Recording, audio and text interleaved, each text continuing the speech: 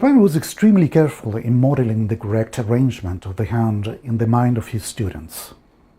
This video will show two of Chopin's decisive technical discoveries.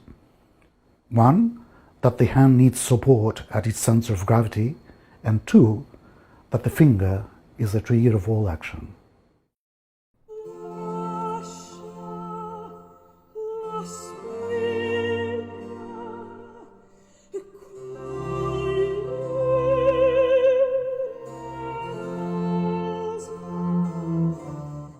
Before getting into Chopin's insights on the piano hand, I strongly encourage the viewer to take a tutorial on the human hand anatomy in YouTube.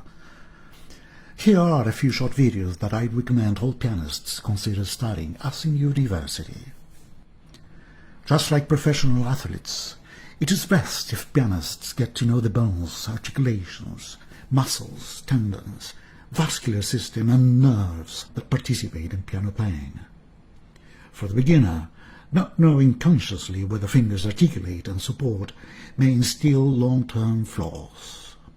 As we learned in the introduction of this series, the natural position for piano playing is a fundamental concept in Chopin's teaching. The hands should always seek the rest position at any place on the keyboard, while the elbows hang freely. Fingers 2 to 5, for example, mainly articulate at the knuckles, articulation which, seen from the palm side, is hidden inside the palm itself. This notion of precise articulation is extremely important, because knowing precisely where the fingers hinge helps tremendously in achieving maximum proficiency. The thumb, however, articulates mainly at the wrist itself, a notion that will make the pianist aware how short and strong it is. Now, when playing the piano, one cannot talk about articulation without considering the concept of support. Seen sidewise, the knuckle articulation is, on one side, the main finger articulation, and on the other, a very important support for the finger arch.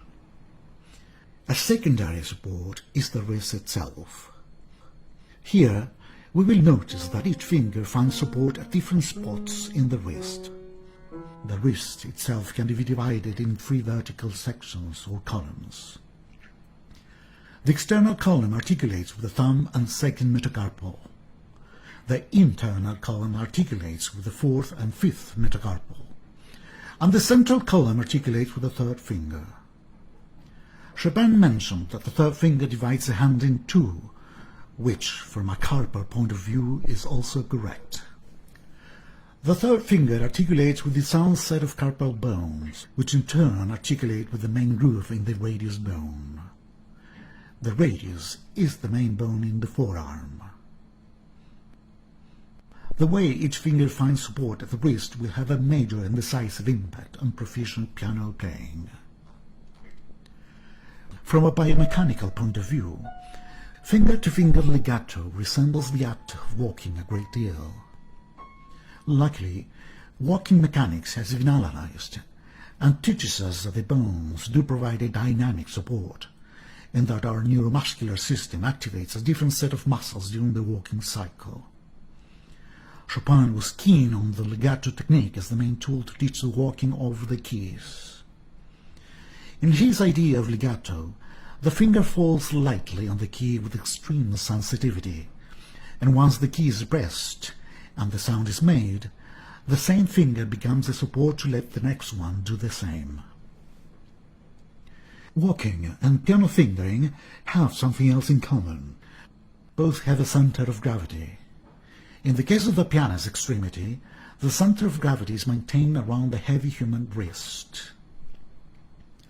The 2 fingers in the middle of this main center of mass are the 2nd and the 3rd. Chopin called them the support fingers, which also happen to be in line with the radius.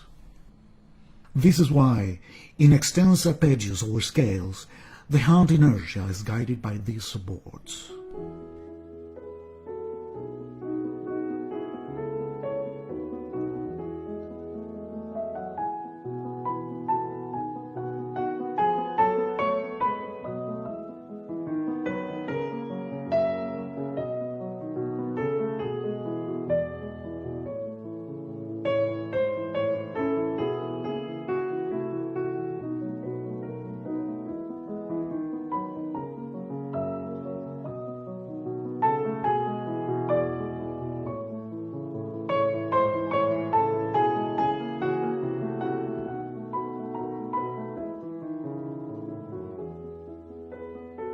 In summary, when the hand plays the piano, it comes with several levels of support, just like buttresses found in medieval cathedrals.